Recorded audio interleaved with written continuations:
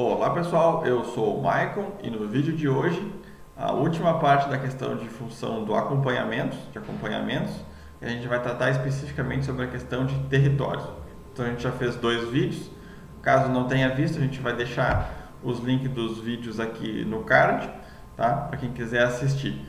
Então a gente tem aqui a questão do território, que são essas novas funções que surgiram ali, que vêm sendo incluídas no ESUS. Então a gente tem aqui a função acompanhamentos, território, a gente clicaria aqui primeiro em acompanhamentos, depois em território, seria redirecionado para essa paginazinha aqui, tá? Onde tem a unidade a qual eu sou vinculado, a equipe. O que basicamente a gente consegue extrair daqui? Quais são as informações que a gente vai conseguir absorver e poder observar e até alterar? Sim, tem uma função aqui que a gente pode fazer alterações aqui. A gente vai ver a importância delas assim, um pouquinho mais à frente no vídeo. Então, o que a gente pode fazer aqui? A gente pode fazer uma busca pelas ruas que a gente tem cadastrada na nossa equipe, tá? No nosso posto, no nosso BS e na nossa equipe, tá? Por exemplo, eu teria uma rua que se chama ABC. Eu digitaria aqui colocaria o bairro, na verdade, o CEP, se eu soubesse o CEP, o tipo de logradouro, se é rua, avenida, quadra, essas informações, colocaria aqui ABC, tá? Lembrando que eu não preciso escrever rua porque já estaria nessa primeira aqui, rua. Daria uma busca e ela me traria as informações que tem aqui, tá? Essa é uma forma de pesquisa, mas a própria página já mostra outra forma de pesquisa, que é a própria informação de todas as microáreas que tem e as ruas que são consideradas fora de área. Tá? Então eu poderia ou pesquisar por aqui ou pesquisar por aqui. Tá? Qual a importância de pesquisar por aqui? Ela já dá as informações completas. Por exemplo, eu vou clicar aqui na microárea 01, que é a minha, cliquei na 01. Pode ver que já apareceu, eu tenho duas ruas cadastradas, eu sou a CS de duas ruas, e aqui tem as informações, o nome da rua, quantidade de imóveis e quantidade de pessoas que tem cadastradas aqui, tá? Vocês podem perceber que surgiram três barrinhas aqui, com progressos diferentes. Vou explicar um pouquinho de cada uma delas para poder entender. Pode perceber que essa primeira aqui é imóveis com cadastro completo, tá? 0%, mas vai dizer assim, nossa, Maicon, não faz o teu trabalho como a CS direito? Pois é, olhando assim daria para dizer que sim. Só que o que acontece? Pode perceber que aqui tem 179, eu tenho 179 casas cadastradas, tá? Eu cadastrei as casas, pessoal, tá? Isso aqui é só uma coisa que eu vou explicar agora.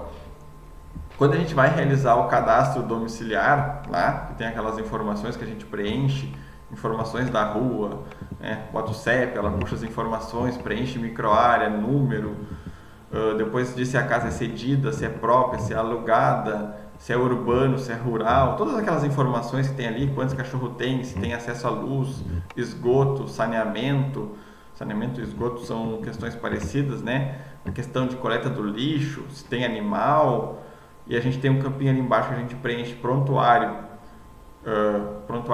da casa, CPF ou cartão do SUS do responsável e data de nascimento, renda mensal familiar, quantidade de moradores, e ali tem uma questão importante que diz assim, residente desde o mês e o ano que a pessoa reside ali. Por que essas informações de cadastro completo aparecem aqui como zerado? É a falta de uma dessas informações, tá, pessoal? Qualquer informaçãozinha que fique faltando, por exemplo, eu preenchi todas as informações sobre a casa. Chegou na hora de preencher as informações do responsável ali, eles não quiseram me dizer quanto é que a média familiar recebe, quanto é a renda mensal da família. E se eu não preencher essa informação e colocar ali em salvar, ele vai considerar como um cadastro incompleto. Ele não vai considerar como um cadastro completo.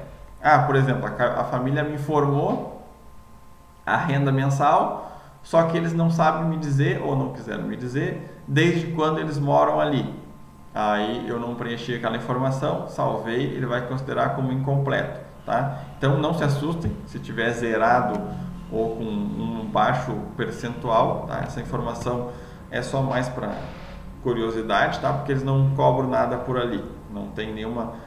se tiver zerado a gente pode passar por algum tipo de problema. Não, é só uma informação que o ESUS considera a mais ali, tá? Então não tem problema.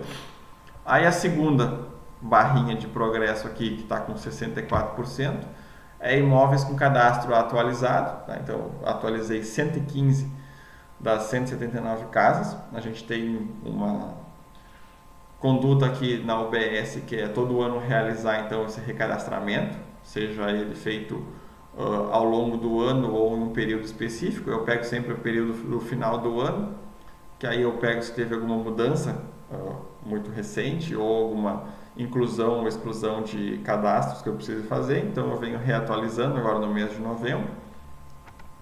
E a terceira barrinha de progresso, que eu acho uma das interessantes e importantes, que é a questão de visitas domiciliares no mês atual, tá? Só que aí a gente pode perceber o quê? Dependendo da unidade e conforme for a gestão da unidade e a conversa entre enfermeira e ACS, tem condutas diferentes. A pessoa pode, por exemplo, ser instruída a digitar suas visitas diariamente, tá? Pode pegar um tempinho para digitar suas visitas que ela fez, pode ser uma digitação semanal ou uma mensal, tá? Aqui na UBS fica a critério de cada um, tá? Alguns fazem ela diariamente, outros semanais e outra mensalmente. Eu costumo fazer semanalmente, então por isso que tem essa barrinha de progresso aqui de 22%, que eu já visitei 36 casas. Mas aí vocês podem perceber que aqui diz 161, 161 e no restante diz 179. Por que tem essa diferença, Marco? Eu fiz a inclusão de algumas casas há alguns dias e aí por algum motivo ainda não contou aqui para essa parte de visitas do mês de novembro ainda, tá? Então eu incluí, não deve ter aparecido. Às vezes o ESUS tem algumas questões que ele leva um tempinho para aparecer, tá? Mas voltando então à questão principal do vídeo, que é a importância dessa parte aqui, a gente teria as informações então sobre a rua. Se eu clicar aqui nessa setinha para expandir, a gente vai perceber que vai aparecer aqui, ó, aparecer as informações sobre os imóveis que tem cadastrado nessa rua. A gente teria aqui então o endereço, tá? A questão de última vez que eu realizei uma visita ao endereço, que aqui inclusive faz 21 dias que eu visitei essa casa, essa aqui faz 1 mês e 5 dias. Aqui tem informação do responsável, o nome da pessoa e quantas pessoas residem neste endereço. Quais são aquelas funções que eu falei que a gente pode utilizar por aqui, que eu considero que vão ser importantes, mas por enquanto ainda não são tanto? A gente consegue fazer edições por aqui, pessoal, tanto na questão de cadastro individual do responsável, como edição propriamente na rua. Então eu vou clicar aqui nessa lupinha dessa primeira casa aqui para mostrar para vocês. Ó, cliquei na lupinha, cliquei aqui na lupa, abriu essa informação, toda a informação do domicílio, aqui ó, que é a casa, que é do período urbano, um morador, última visita, as informações, prontuário. E aqui estaria o responsável familiar, consegue ver aqui? Por exemplo, se eu quiser editar alguma informação nesse paciente, eu poderia clicar nesse lápis aqui e eu seria redirecionado para a parte de cadastro individual dele, somente desse cidadão aqui. E lá eu poderia fazer algum tipo de atualização. Por exemplo, eu vim aqui e descobri que essa pessoa ela descobriu o diagnóstico de hipertensão. Nesses últimos 21 dias, ela teve esse diagnóstico. Eu clicaria no lápis, preencheria a informação, que ela é hipertensa, e salvaria. Por que eu ainda não recomendo usar essa função através daqui? A gente sabe que o ESUS, às vezes, ele tem algumas questões de bug, né? Ele dá umas bugadas de vez em quando. Mexendo por aqui, eu não realizei nenhum tipo de alteração ainda. Por quê? Eu fico com receio de mexer por aqui e eles configurar uma série de outros fatores, que são as inconsistências que a gente pode ter, que a gente tem até uma série aqui no canal sobre inconsistência. Vou deixar aqui no card também, para quem quiser ver a série toda sobre as inconsistências. O que eu recomendo?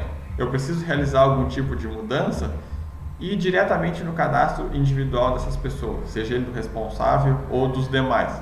É mais prático, é mais tranquilo e a gente tem certeza que não vai gerar nenhum tipo de problema, tá? Mas Se quiserem arriscar, a tentativa é válida. Eu acredito que mais umas atualizações, essa função vai ser extremamente importante, que aí vai evitar desses erros que podem acontecer. Conforme essa atualização vão passando, o sistema vai melhorando e a gente vai utilizando. Agora, a segunda função que a gente tem seria o quê? Em vez de clicar na lupinha, eu cliquei no lápis da própria rua. Está aqui a rua, eu cliquei no lápis, ele vai abrir aqui, ó, edições dos dados do logradouro. O logradouro é a rua. Então aqui eu tenho as informações do CEP, o tipo de rua, o logradouro e o bairro. Por exemplo, existe uma rua na minha microárea que ela passou por um processo de pavimentação e ela deixou de ser rua e se transformou numa avenida. Agora não é mais rua ABC, é Avenida ABC.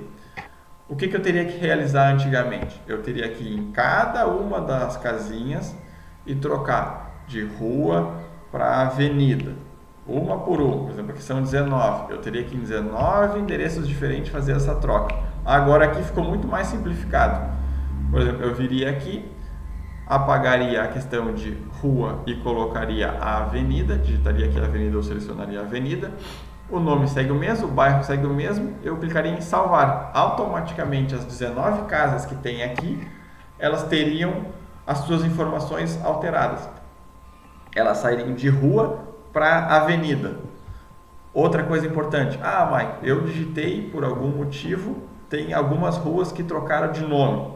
Por exemplo, muitos loteamentos e outros lugares têm determinados nomes. Quando a prefeitura faz uma regularização ou a Câmara de Vereadores dá um nome para a rua, precisa ser alterado. A gente poderia vir aqui e fazer, por exemplo, a rua ABC trocou de nome para a rua WY. Tá? Os vereadores decidiram trocar o nome da rua, uma homenagem a uma pessoa, e trocar o nome da rua.